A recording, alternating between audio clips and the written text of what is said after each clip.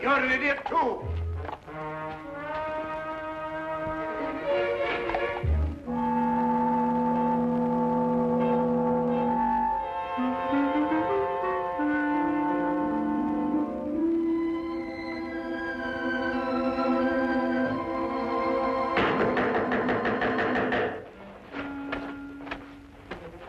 Did you hear that?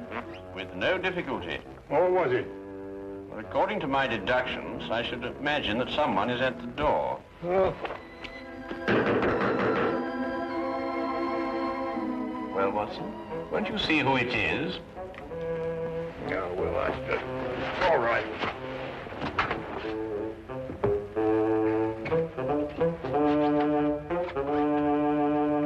How do you do? Out of my way, imbecile.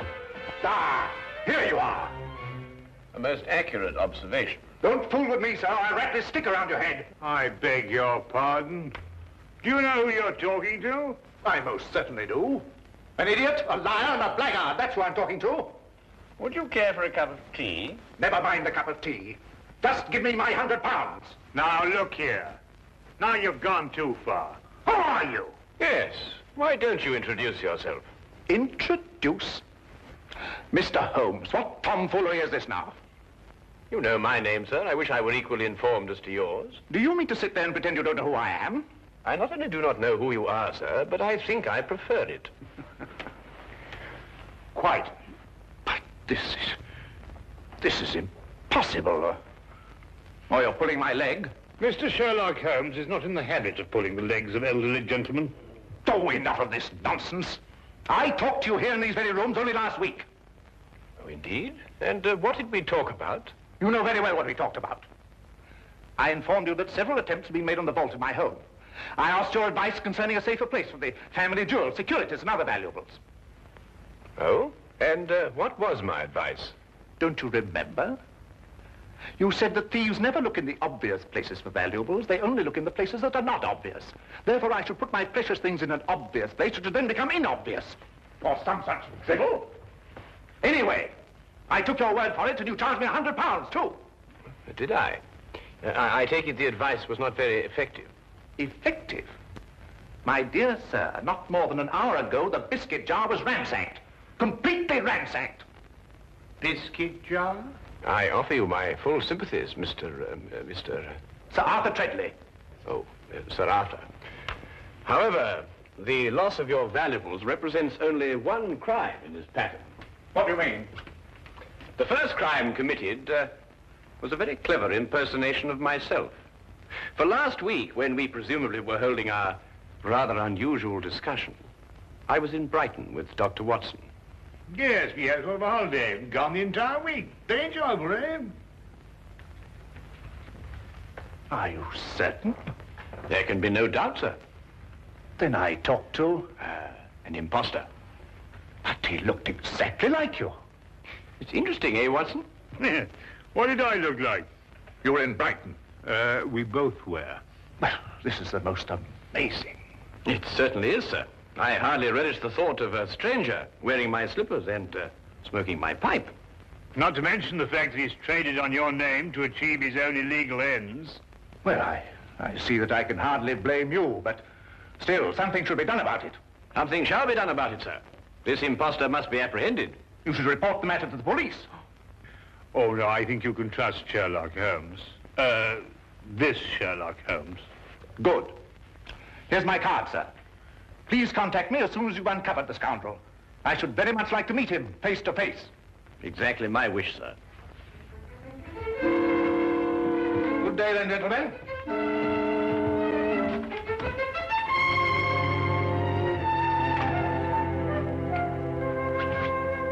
Oh, the nerve, all the impudence breaking in here and pretending to be Sherlock Holmes.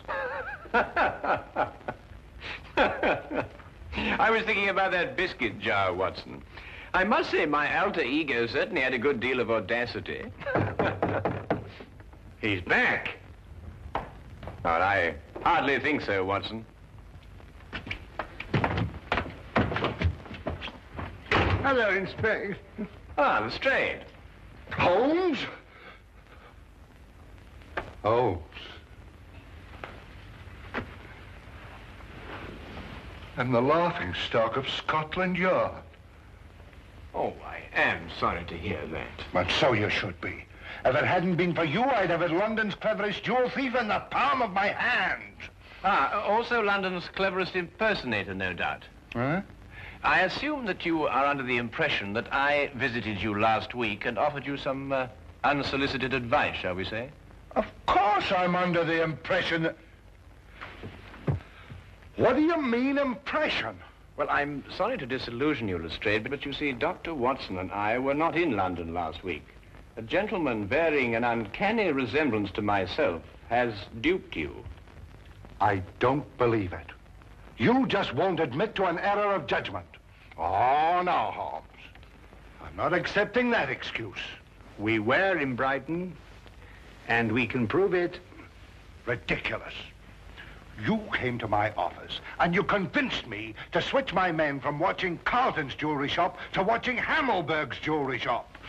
Yes, and naturally, Carlton's was the one that was robbed. Clean as a whistle.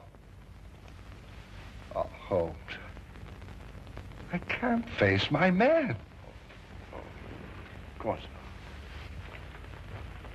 My dear old friend, my advice to you is to return to your men and inform them that you deliberately exposed Carlton's jewelry shop to the thief. All part of a vast, intricate plan. And don't tell them anything more. Well, you think that would work, Holmes? My solemn word. I'll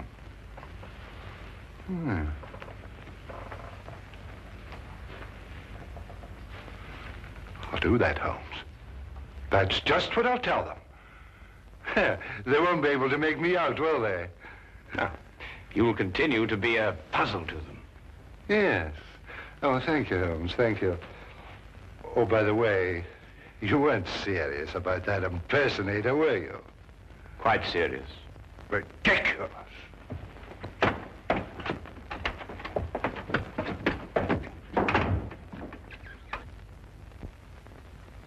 Holmes, this is getting worse and worse every minute. I dread to hear another knock on the door. Well, I think our man was busy enough for 1 week, don't you, Watson?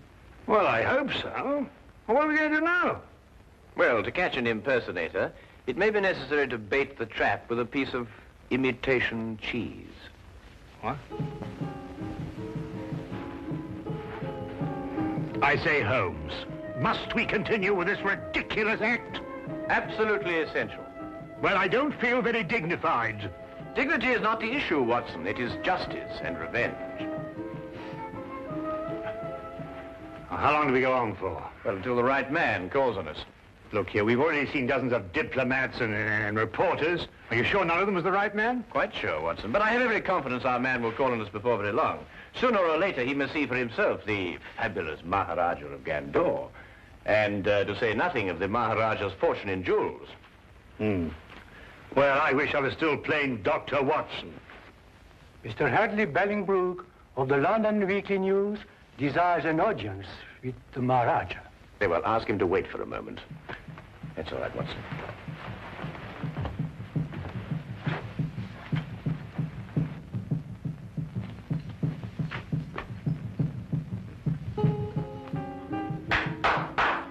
Show Mr. Bellingbrook in.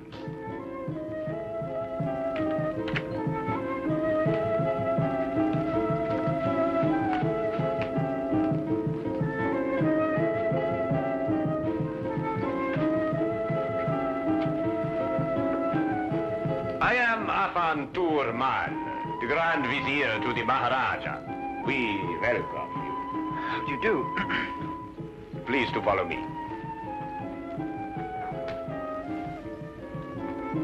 The Maharaja of Gandor, Mr. Bellingbrook. Would you state purpose of visit? Well, I'd like to get an interview with the Maharaja for my newspaper.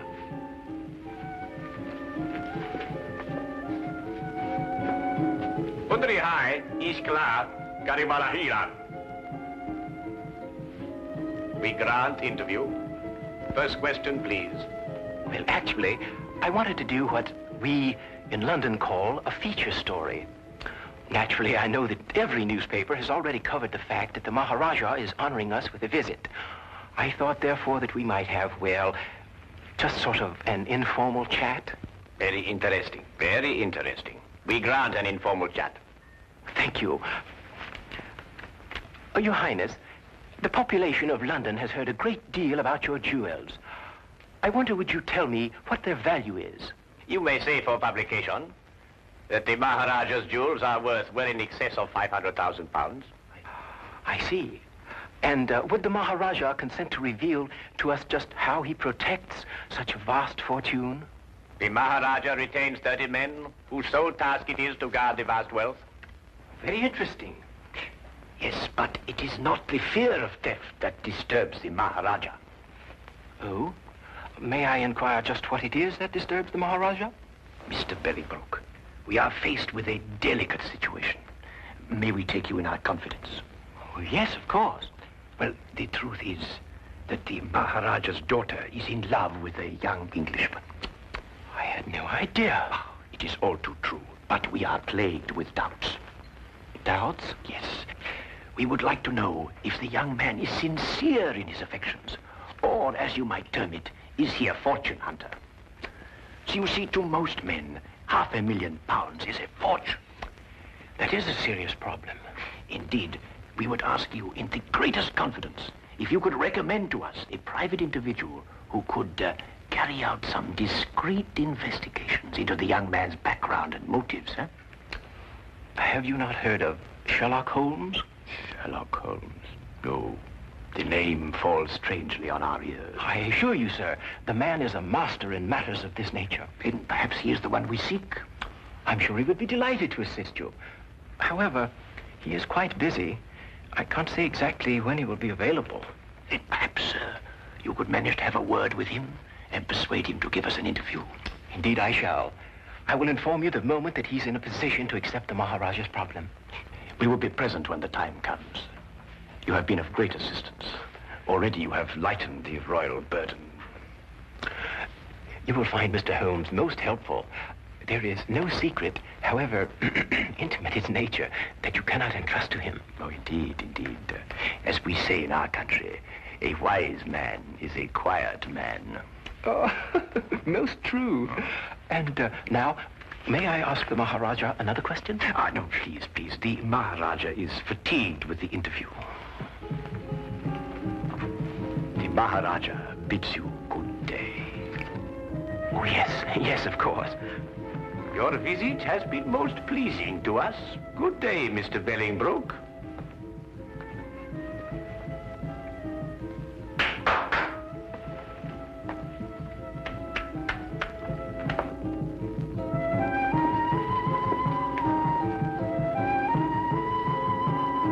May I speak now? Certainly, Watson. What would you like to say? Eh? Oh, no, nothing really. Oh. Look here, Holmes. Why did you tell that fantastic story, something about a daughter and an Englishman? Well, you're aware, of course, that Mr. Bolingbroke was not a member of the press. Oh? Seemed legitimate enough to me. Hardly. You see, there were no signs of the true journalist about him. The seat of his trouser was not shiny from constant application to a chair, nor were the elbows of his coat shiny from constant application to a desk. Yeah? His spectacles were mere props being made of plain glass. Plain glass? Good Lord, how did you determine that? Well, Mr. Bolingbroke is nearsighted. It was quite evident from the manner in which he took those notes that the glasses were no use to him whatsoever. Oh, I see. All right, then, granted Bolingbroke isn't Bolingbroke. Well, who is he? I mean, he doesn't look very like you, does he? Well, that's true, Watson. I think we shall learn more about our mysterious friend when he arranges that interview for me with Sherlock Holmes. Yes, I believe he resides at 221B Baker Street. A charming man, too, from what they say.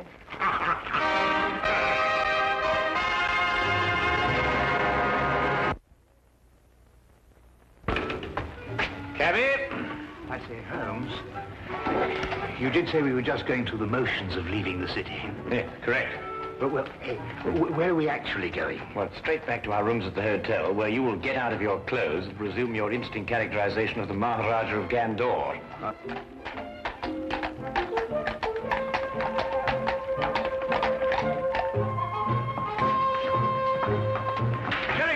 along, my good man, and hurry. We have a train to catch.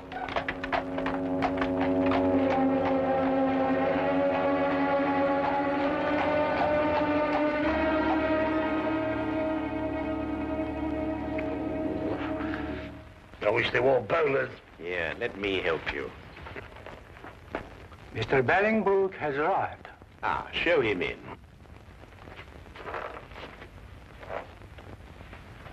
Maharaja. Huh? Ah, Mr. Bellingbrook. We greet you in peace and in hope. I think your hope is justified. Then you bring good tidings? I do. We had a good stroke of luck, and Mr. Holmes waits you this evening. Splendid. 8 o'clock would be most convenient for His Highness. I'm sure that would fit in with Mr. Holmes' schedule. We are most happy, Sahib. By the by, where does this Mr. Holmes reside? The address is 221B Baker Street. Baker Street. Ah, that has something to do with cakes and bread, no doubt. Yes, it is. But it has nothing to do with it in this case. Odd name for a street. But, however, we shall be there at the appointed hour. Good day, Mr. Bellingbrook. Holmes, if this is your idea of a joke, then our friendship is at an end. Not to mention my career with the Yard. I give you my word, Lestrade, I am utterly serious. And what could be fairer than that? I know. It just seems peculiar, this business of sneaking up to your place and arresting Sherlock Holmes. At 8 o'clock tonight. But suppose he isn't there.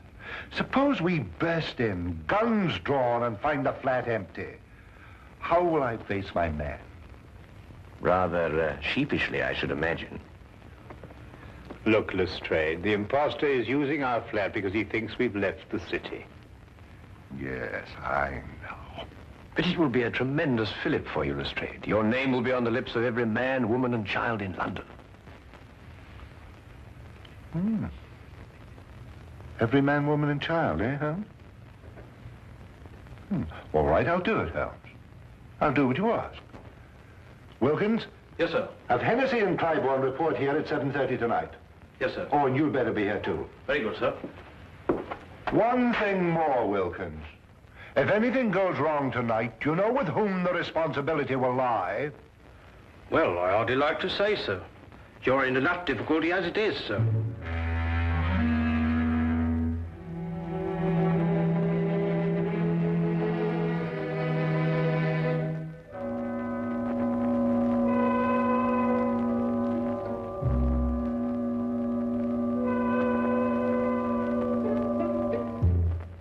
It will be necessary to surprise our unwelcome guest. Of course.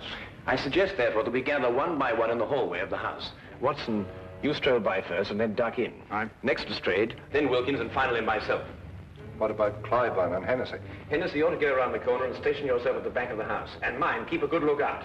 And Clybourne, you remain here and watch the front of the house. Now, is everything understood? Good. Then let's be off.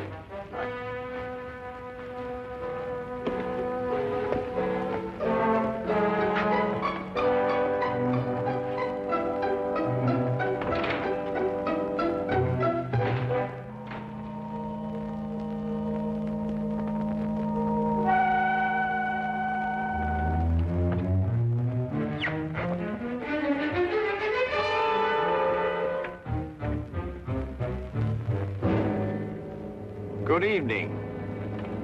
Very good. I must say the resemblance is quite remarkable. It is remarkable, but I should have known better than attempt to deceive you, Mr. Holmes. My error. I think you'd better come along quietly. I have no other choice, have I?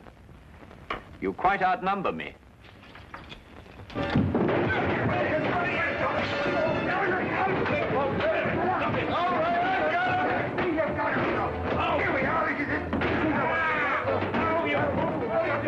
Fools! You've got the wrong one! Oh, no, you don't. We've had enough of your tricks. Lestrade, Watson, he's getting away! Let me up! Let you up, give you another chance to escape, You'll pardon me, gentlemen, but I believe you're sitting on the real Mr. Holmes. What makes you think so, Wilkins? Well, if he's the imposter, Where is the real Mr. Holmes? Yes, of course, you idiots. The real Holmes would run away. There should be two of us. Oh, my goodness, he's right. I'm most terribly sorry, Holmes. No time for all that now, Watson. Please, come on.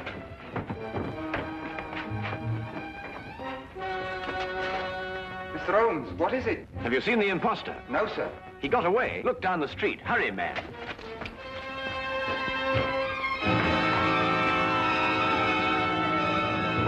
Don't move. Cliburn, what are you doing? Why, Mr. Holmes just told me that the imposter... Oh, my goodness. Where did you see him, Cliburn? Right at my post. I don't know which direction he took. Well, he can't have gone very far. Yeah, what's that, Watson? Why, it's Putty. Mr. Holmes, Alfred. how did you get here so quick? Alfred, where was I when you last saw me?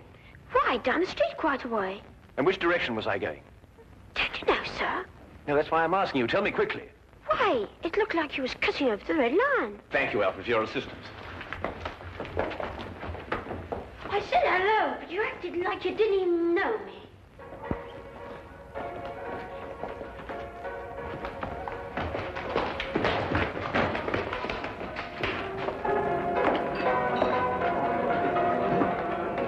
Make yourselves inconspicuous. I'll call you if I need you.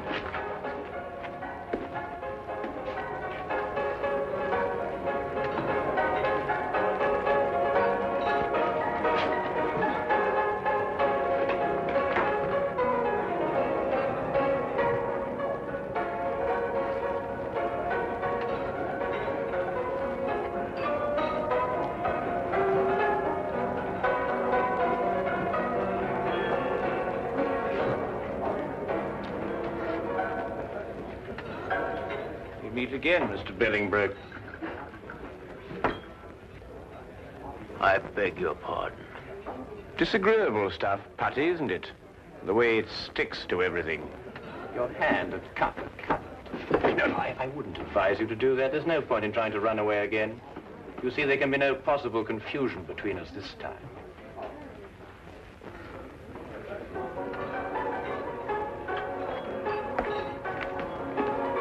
Here he is, Lestrade. But who is this man? Well, it's rather difficult to say. Sometimes he is a certain Mr. Bellingbroke, and at others a certain Mr. Sherlock Holmes. But at all times he is a superb master of mimicry and disguise. Holmes, are you positive? I'd hate to make another mistake, you know. Have no fear, Lestrade. You will discover on his person the putty with which he remodels the features of his face. And you may also undoubtedly discover that at one time or another, he was a more than competent actor.